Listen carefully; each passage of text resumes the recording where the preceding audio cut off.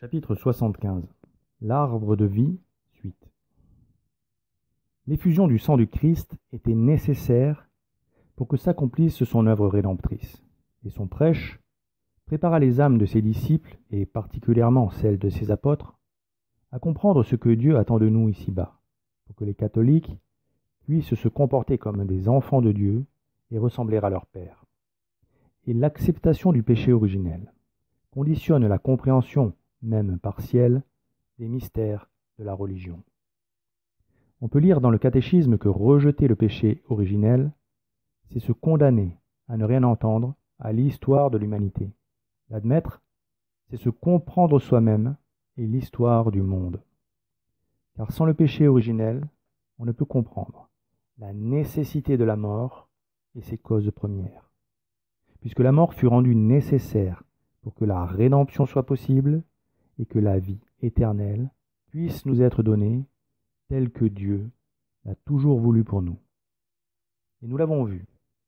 Si l'on considère les lois de la physique, de la chimie et des mathématiques, force est de constater qu'elles sont les mêmes depuis qu'elles existent, parce qu'elles sont l'œuvre de Dieu. Elles ont été créées en même temps et sont imbriquées et interdépendantes. Les hommes les découvrent les unes après les autres, mais elles existaient bien avant d'être découvertes. La loi découverte par M. de Lavoisier, constatant que rien ne se perd, rien ne se crée, tout se transforme, ne fait pas exception à la règle, même si elle devrait être nuancée par cette précision, à moins d'une intervention divine directe, Dieu ayant le pouvoir de créer ex nihilo, comme lorsque notre Seigneur Jésus-Christ multiplia des pains et des poissons.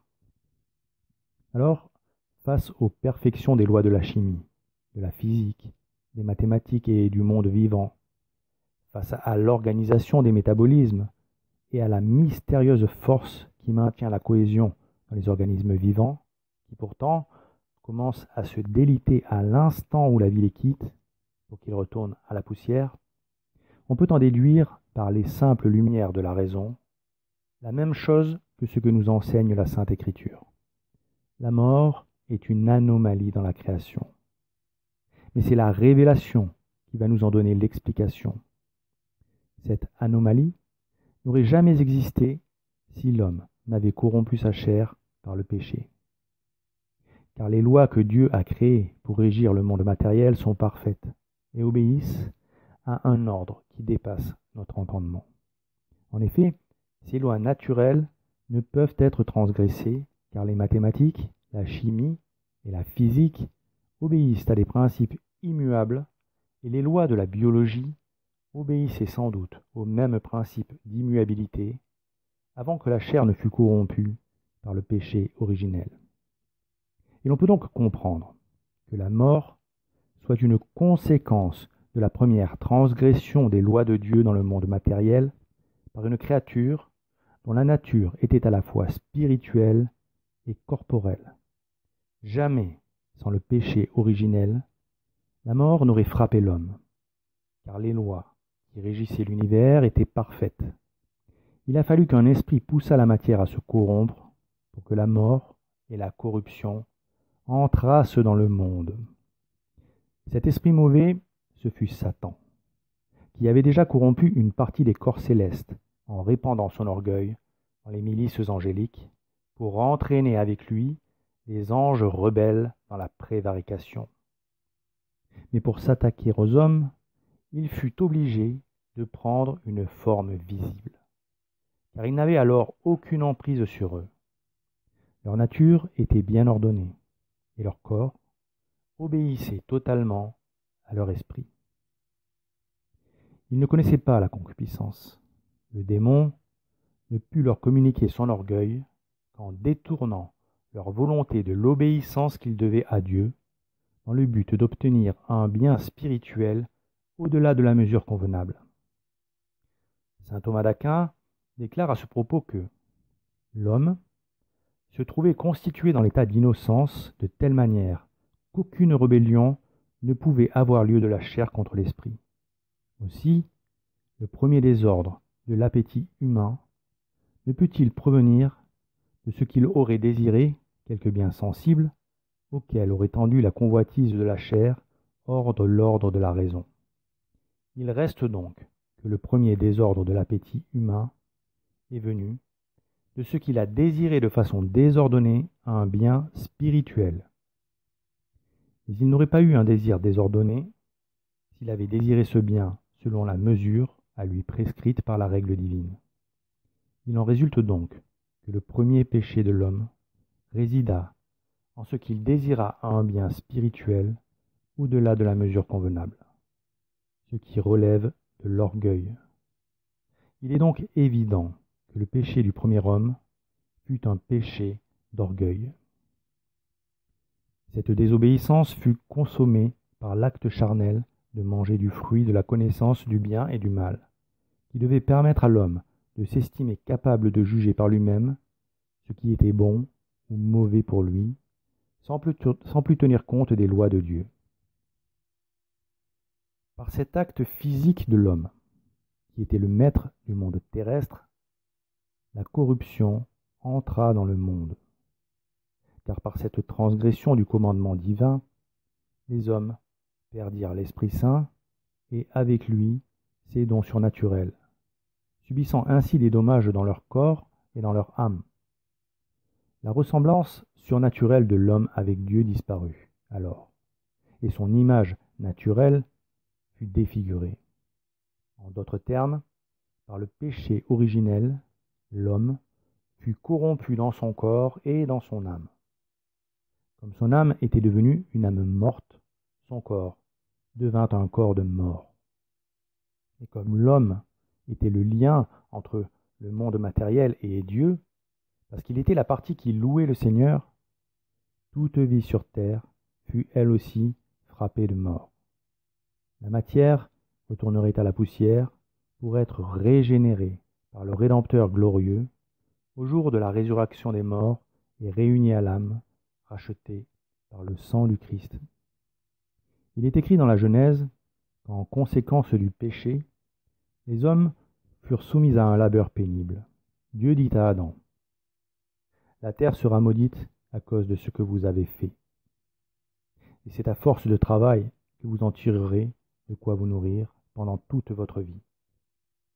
Elle vous produira des ronces et des épines, et vous vous nourrirez de l'herbe de la terre.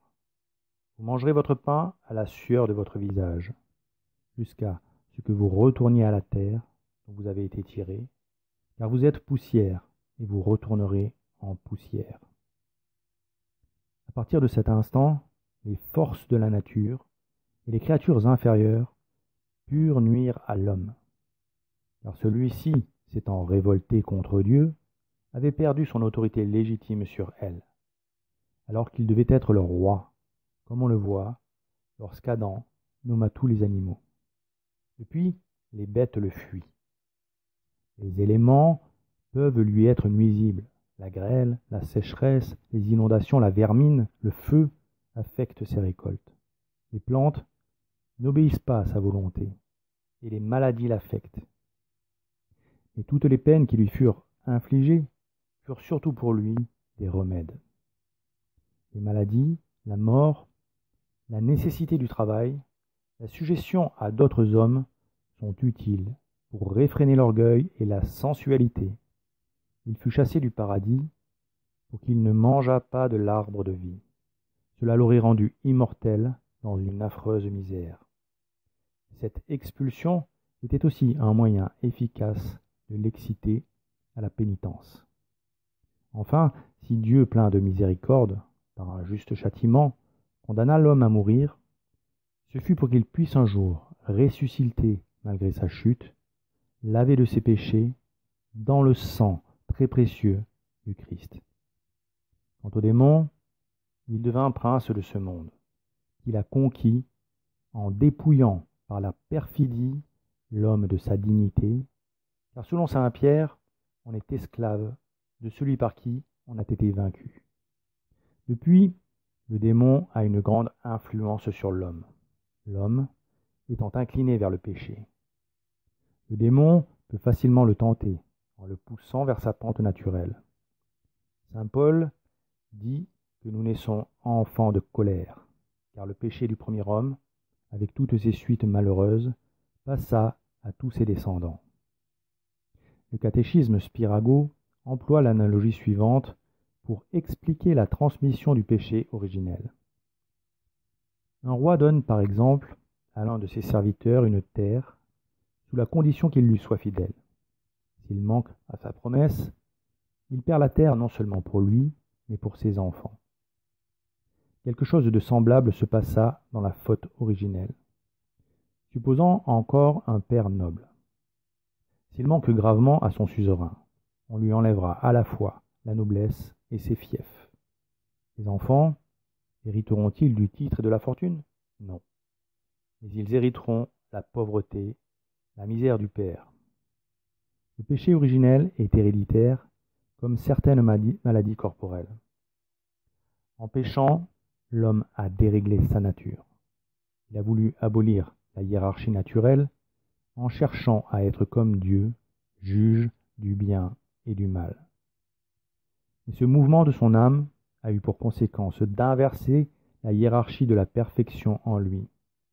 L'homme, par le péché, avait troublé l'harmonie entre ses facultés spirituelles et sensibles. Ses sens ne se soumirent plus sans résistance à la domination de la raison et de la volonté. Pour le punir de s'être révolté contre Dieu, la chair de l'homme se révolta contre lui. Depuis, comme la pierre est toujours par sa pesanteur attirée vers la terre, ainsi la volonté corrompue de l'homme est constamment dirigée vers les choses terrestres. Et comme il est écrit dans la Genèse, l'esprit de l'homme et toutes les pensées de son cœur sont portés au mal dès sa jeunesse.